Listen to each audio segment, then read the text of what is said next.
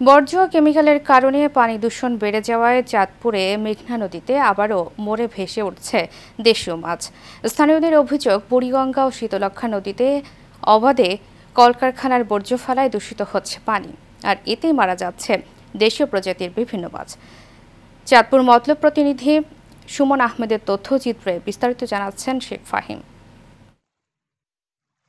চাঁদপুরের মতলব উত্তর উপজেলার দশানী, ষাটনল সহ কয়েকটি এলাকায় মেঘনা নদীতে এভাবেই ভেসে উঠেছে নানা দেশীয় প্রজাতির মাছ, যার মধ্যে রয়েছে বাইলা, চিংড়ি, চেওয়া, পোয়া, বেলে ও ইলিশের জাটকা।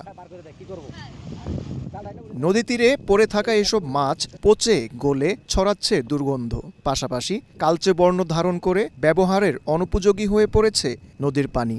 আমি গোসল করতেছিলাম এই জায়গায়, এত গন্ধ, মাছ মরে গেছে, তার এত গন্ধ ছাড়া আমার গোসল গন্ধ হচ্ছে, এখানে আমি গোসল করতে পারবো না। এমন পরিস্থিতি যেমন মরা গরুর ভিতরে কথা বলে ফুট যেমনে ভাই এমনি মাছ এমনি বাইছে কালকা।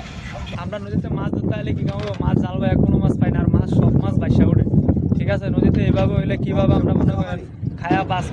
ইভেন যে সামনের ভবিষ্যতে মেঘনা নদীর উপর ডিমান্ড করে অনেক জেলেরা রিজিকের ব্যবস্থা করে, এদের পরিবার বাঁচে, এগুলার সমস্ত কিছু শেষ হয়ে যেতেছে।